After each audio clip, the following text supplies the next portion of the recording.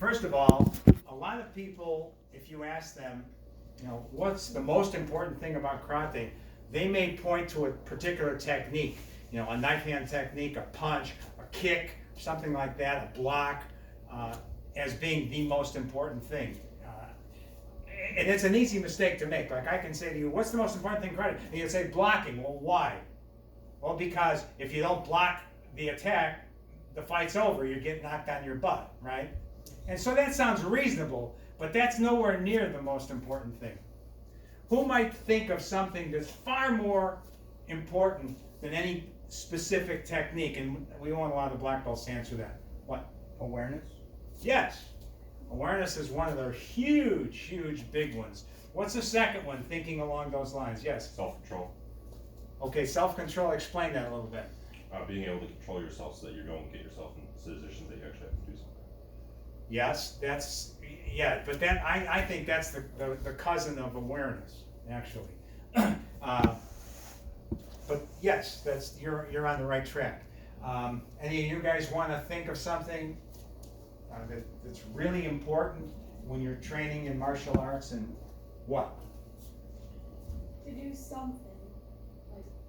To do Not just like stand there and do nothing. Like, all right, that's a subtle point, but that's very important. What he's trying to say, even though he said it very well, I will just add to that. What the concept here is, you don't want to freeze. You don't want to have paralysis by analysis or anything like that. Whenever you are in a self-defense situation, for example, one of the most important things to always remember is never hesitate, never wait.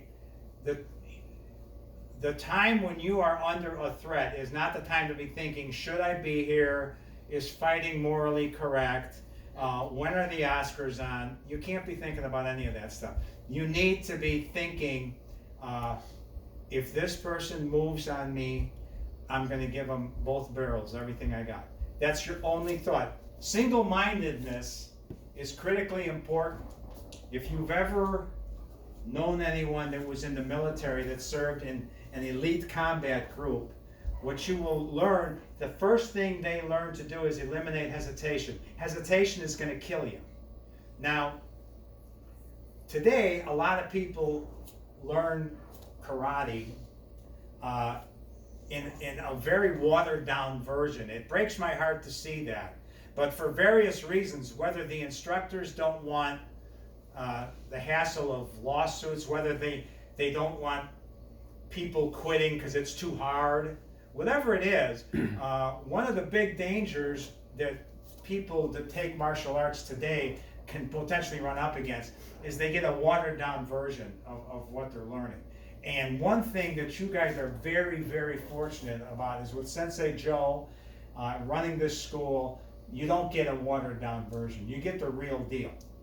Okay, that's immeasurably important, and it's a gift that is going to keep on giving the rest of your life. Because at the end of the day, you do sport karate here, sparring and self-defense, and you do katas. But of all of those things, the most important thing is to understand self-defense.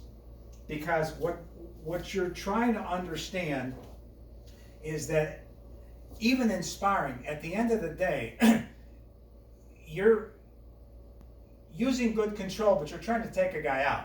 I mean, that's the bottom line.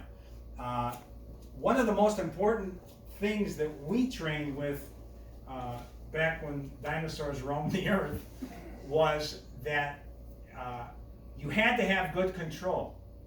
And the reason you had to have good control was because what you were doing could potentially really, really hurt someone. Yes, sir. Just get into it. Okay. Don't do anything. Okay, first of all, lesson number one. Everything you do in this dojo, you should do as hard and as fast as you can. That's not to say you're going to hit the person. You're going to use control, but you're going to do it as fast and as hard as you can. Okay? You train like that, you'll be like that.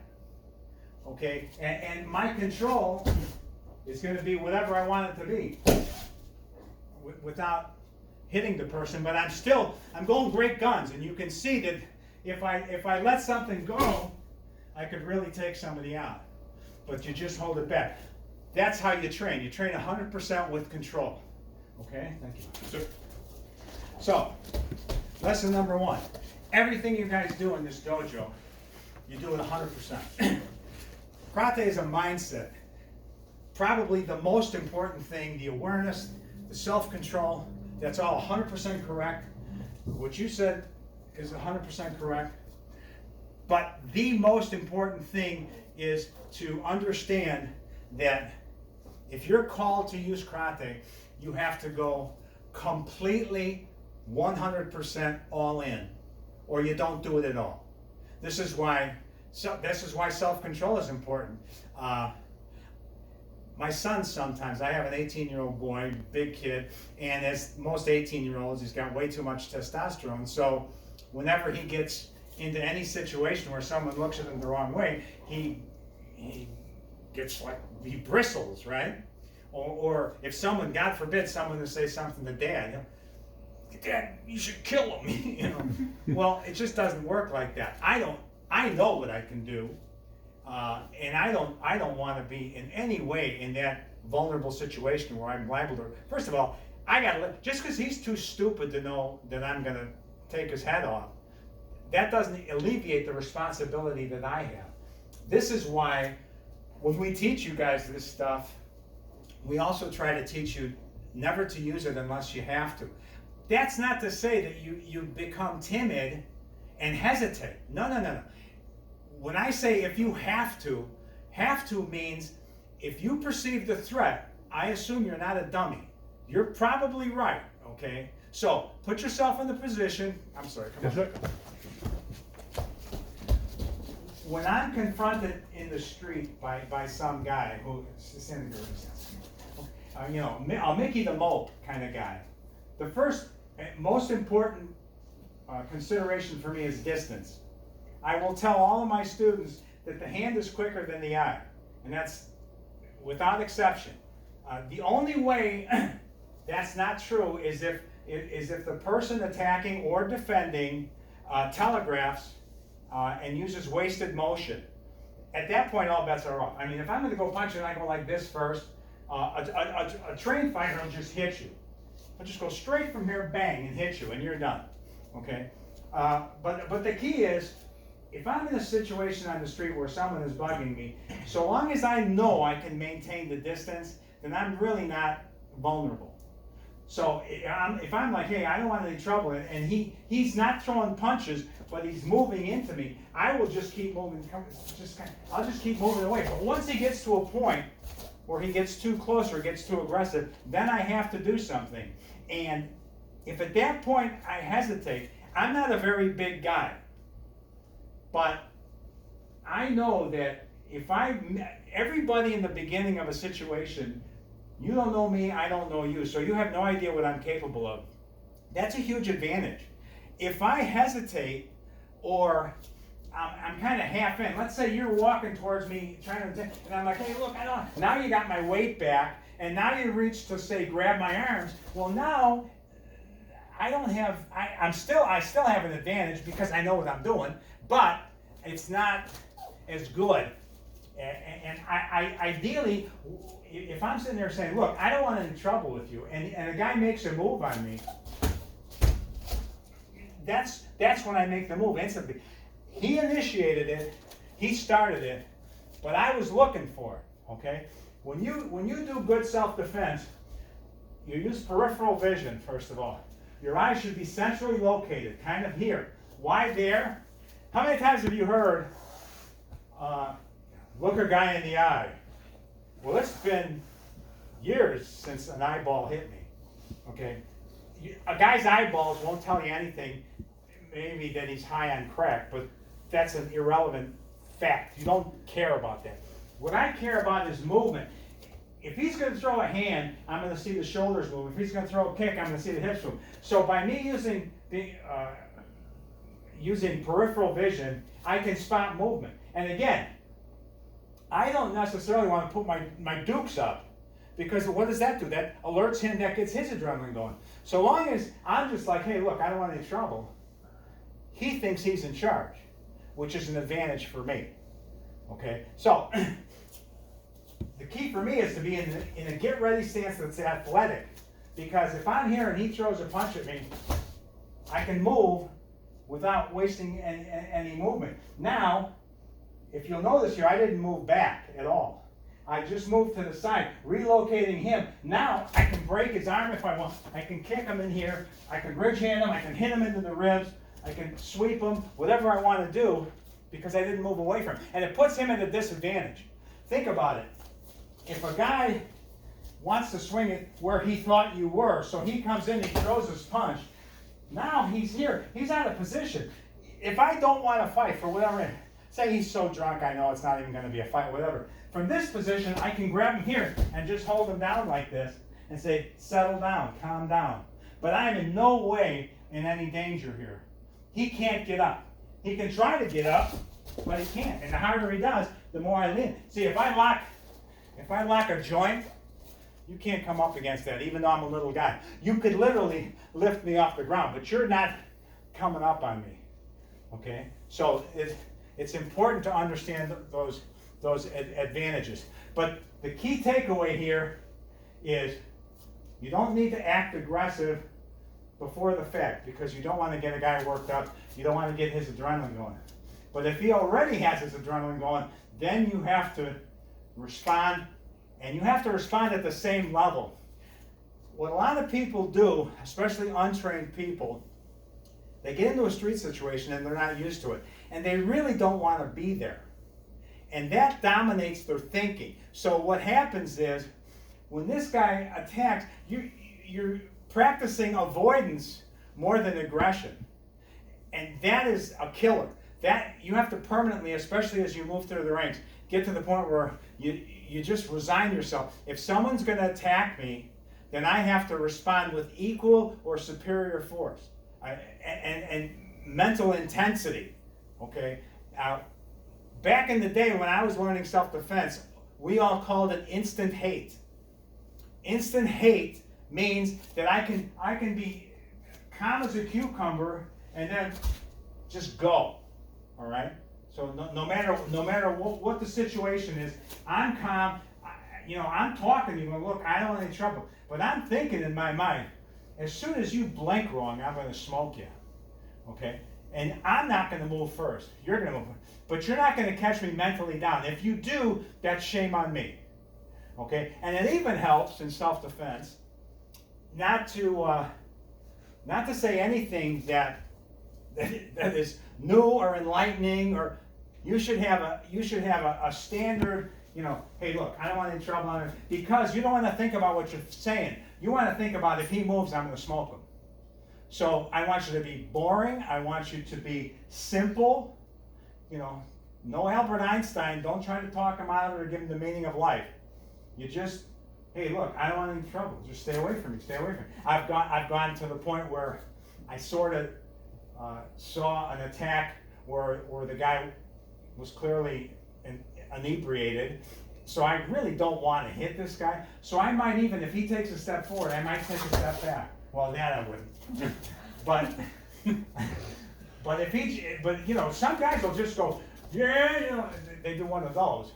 Well, he still didn't hit me. So, but again, the important thing here is I'm going to say, stay away from me. And I keep that distance. If I have the distance, I'm fairly safe. But again, you're going to run into a wall. So that's the number one consideration. Okay, thanks. Okay, so the most important thing for you to always remember is that you have to have intensity. Every karate technique you do, punch or kick, you have to train your mind. When I'm doing karate, it's 100%. Even when you're demonstrating, even if Sensei is demonstrating, because he is the only example all of you have of what karate is supposed to look like. See, when you see me do a move, there's only one thought I hope you have, and that is, boy, I don't want to get hit by that guy. Right? Yes, sir. Yes, sir. Okay. So I want people to have the same thing about you. Just because you're an orange belt, at your size, if you can throw a technique hard, fast, crisp, as scared as they are of your size, now they're going to say, not only is he huge, but he can fight. Okay? So that makes you instantly a lot more dangerous. All right? I actually saw a video that was a total embarrassment. However, it was typical Sensei. I'm watching for what happened. It's two families at Disney World that get into a fight with each other. I don't know if anybody saw that. Well, the only fascinating thing, it was a shame that two families should come to blows. But the one thing that stood out to me is that the one guy that got into a fist fight with the other guy, out of nowhere, just punched him. There was no hauling back. And I thought, that is a street fighter. That guy has been in 100 fights if he's been in one. Because the first thing you learn is, as a good street fighter, is not to hesitate, to commit 100%, and don't telegraph. Okay? So, all those concepts, it's critically important that you remember them and you apply them from this day forward. And this is gonna make you the most effective that you can possibly be. All right? In karate class, what we try to do is imitate the real world, and that can only happen if we're aggressive with you. And always remember, for example, if your sensei lights into you and is yelling at you or whatever, he has absolutely no interest in hurting your feelings or anything like that. What he's trying to do is take you from a child mentality to a full-blown adult mentality and realizing, oh my gosh, it's on. Okay? Most people that live a comfortable life in a suburb with good neighbors and good friends, whatever, you don't realize how wanton a lot of people are out there. I remember still growing up in Chicago, and at the time, my dad was an immigrant. We always just lived a couple of blocks further than the ghetto because my dad couldn't afford anything any more expensive. So many times I would cross paths with gangbangers and stuff when I was a little kid. And you learn very quickly, these people have no empathy, no remorse, because the street has just made them really hard. And you're going to find on the street, I bet you everybody in this room probably has a big heart, and you're a nice person, and you're the sort of person that would help someone that was down and out or whatever. You cannot believe how many people out there, you fall down, you get hit by a car, there's a half a dozen guys coming out of gangways, going through your pockets, trying to take your phone and your money, and you're bleeding down there. So this is the reason it's so important for you to just say, okay, maybe I don't understand how a person can be that way, but it doesn't matter. You're still dead. Okay? So that's why you have to cultivate instant hate and be able to go from 0 to 100 like that. All right? Now, another aspect of that is that when you do get into a self-defense situation and you're throwing strikes, don't ever assume a good outcome. Don't assume you're not going to get hurt. Don't assume it's not going to hurt. Don't assume that your punches are going to be magical and he's just going to stop. You stop when they stop. Not the other way around. You don't punch somebody once really good and go, yeah, this should be over because I really nailed him with that. No. It's over when he won't get up. All right? Or he runs away. And trust me, I would rather have that. Okay? A big advantage women have, and I don't mean this in any sexist way, it's just a fact. If you have him attack you, right, provided you don't give away what you're going to do, what you're capable of too soon, you have a big advantage because he's not going to come at you for whatever reason, whether whether he wants to rape you or whether he wants to rob you or whether he just wants to pick on a young girl, right? He's going to think everything is on his side and nothing is on yours. So if you just play the victim and like, oh, please, I don't want any trouble, but all you're thinking about is that groin is mine. As soon as this chump moves, it's going to be BAM! Just as hard as you can, and as soon as you're done kicking him, you're going to gouge him in the eyes. He will have never seen that coming, and he'll be telling that story to his grandchildren about how a 90-pound young girl that you tried to take advantage of beat the living crap out of you. And that's a success story, and that's what we want to hear. Okay? So attitude is really, really important. Now, after attitude, let's drop to something even more basic, and those are your basic punching and kicking skills. All right? Karate is based on equal and opposite reactions to things. For example, just a simple punch. I will never throw a punch just like that. I always use the other hand to do a counter balance because that torque there that I throw adds power to my strike.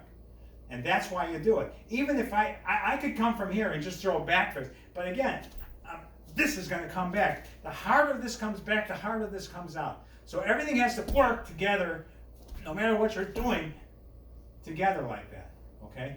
And you'll notice too that my strikes come out very relaxed. That's why they're fast. But once they get to their target, everything stiffens at once. My whole body locks up as hard and as steel-like as I can get it, all right? One of the things that's not taught regularly anymore is the importance of tightening your core all the time when you're doing karate. You should how many times have you said, well, oh, you hit me, oh, I wasn't ready. Well, why weren't you ready? Okay? Keep your abs and your rib cage tight. The reason boxers, when they're getting nailed in the floating ribs, they don't get hurt, it's because their core is tight. They're holding it. It's not tight because they did sit-ups. It's tight because they're flexing it. Okay? You should be able to breathe. Like right now I'm breathing, but my stomach is hard because I'm holding it tight. It's got nothing to do with going, no, that's not how you do it. It's just, you just tighten it. All right? So when you're sparring or whatever, keep your core tight all the time. And the rest of your body relax. You're always going to be loose until you move. And when you move, just everything goes all at one time. You try, a strike, for example, starts from the ground. The hand comes out, but the hip fires, the shoulders drive, and everything turns. And that's what. And so this is like, I call this, and my students in my class know this. Your body is the cartridge with the gunpowder, and this is the projectile. Okay. Same thing with the kick. When I kick, everything comes from here. Bam! Kick as hard as I can. Okay, front, side, whatever the case may be. But think of the body is where all the gunpowder is. And when you let something go, it should be like a mini explosion. I was fortunate. When I started karate, I was 15 years old. I'm 66 now. When I started karate, it was with a Korean guy, a Taekwondo guy who had impeccable technique. And that was a gift to me because, first of all, I was in high school. I used to get off the bus before my normal stop and go into his dojo. And I used to just sit there and watch him teach. And the best part was when he would demonstrate. Because whenever he demonstrated anything, everything he did looked like a nuclear explosion. And I never lost that mental image of that. So when I started training karate, I tried to emulate that. Everything I did, I tried to set up mini explosions, whether it's a block, a strike, whatever it was. Everything I tried to do as hard as I could do it. So that gets back to the first point. Everything you do it as fast and as hard as you can. Okay, so we got that. Now, even when you guys spar, which is sport, karate, it should be a mini fight in your mind with good control. I was thinking about this a few weeks ago. We had people sparring, all with good intentions. But what would happen is occasionally, out of frustration, let's say I'm sparring with someone and I score a back fist on them, and they turn because they just got hit. Not hit, but it's embarrassing. You get caught flat-footed. You just got smoked. Okay, so there is a tendency to want to come back and what we call a second punch. Okay, well, I understand that he did that, but because you guys are warriors and because you're training to be warriors and you have to have a fighter's mentality, you don't let anybody second punch you. Okay, if they second punch you, there has to be a price paid for that. Now that's typically what we call it. Coming back up. Yes, sir.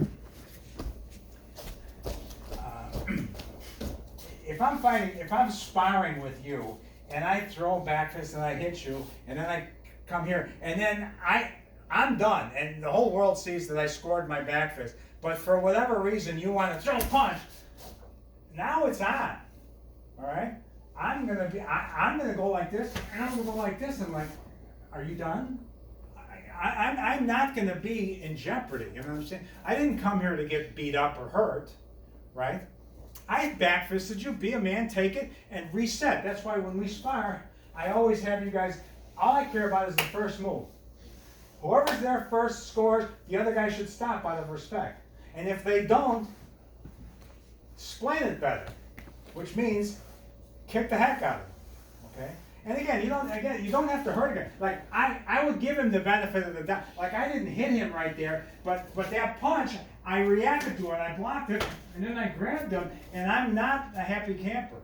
And you see what I do here, and this is instinctive. I'm controlling him. This, again, I lock the joint so that I have ultimate power. This keeps him off balance. And then I got him. And some guys are obnoxious. He may want to continue. Well, if he does, then I'll pull him some more. And then I can take him down if I want or whatever. It's not that I want to beat him up in the dojo or anything like that, or even in a tournament. But I don't want to be vulnerable. And this comes down to awareness. Okay? I scored on you, but this isn't Disney World. You're still a fighter. It could be taken I humiliated you because I smoked you and you never even saw it. So you may, out of frustration, lash back. I can't afford to relax, so I have to have that warrior's mentality all the time. All right? In boxing, they always say defend yourself at all times. Same thing in karate. You don't necessarily have to hit a guy, but you don't totally relax until you're in a safe situation. Okay? So, any questions on that? Any questions on anything so far? Yes. Earlier, when you were talking about the fighting, how far or how close to a wall, I guess, is too close? Close to the wall? Yeah, because you were like, you could always be backed into a wall. You said something like that. Right. Yeah. That's a good question because as soon as I said that, I thought that could be misconstrued. There are very few times where I'll let someone take a step and do nothing. Is the truth. Because again, I'm a firm believer, and especially for smaller guys like me and for women, your advantage is the element of surprise. So the first move they make is where you're going to have your easiest time winning. You still may not win. Don't get me wrong. I've seen some animals out there that even, I could fight 100% as hard as I could, and my only hope is to survive and go home. Because there's some bad actors out there. That's the bottom line. And this is, again, why you got to bring your A game every time. There's no second chances. The old, he hits you, knocks you down, and you go, okay, I've had enough. Well, good thing you have, because I haven't. I'm just warming up. All right? And that's very, very real. So, the backing up to the wall, what I meant was, if you have a guy that's not particularly a threat, because you see they're sloppy drunk, or they have, I mean, you know, some people are such, they'll oh yeah, and they'll come at you like, I mean, like, really? What's this supposed to do? Hands drop? So I know he's not gonna raise his hands because he's too stupid. All right? So I know that I can give him a step or two because I don't want to have the problems. Yeah. But if it gets to a point where he's starting to make me nervous, I'm just gonna drop on him and punch him. That's all. So that's what I meant. You get to a point where, whether it's a real wall or an imaginary wall, you're like, Yes, sir. this is not going well. I gotta end it. Okay? So that's that. Okay, so no questions right now. Why don't we try a few things? Let's have everybody stand up. I'll give you just a couple of minutes to do like some jumping jacks or whatever, just to loosen yourselves up before we jump into stuff.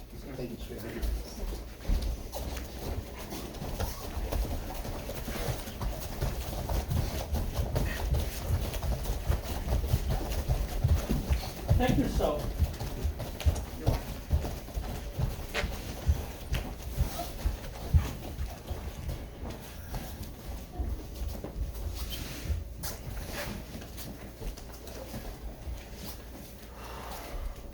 Come on in, guys. You've got space over there. Yeah, please, come on.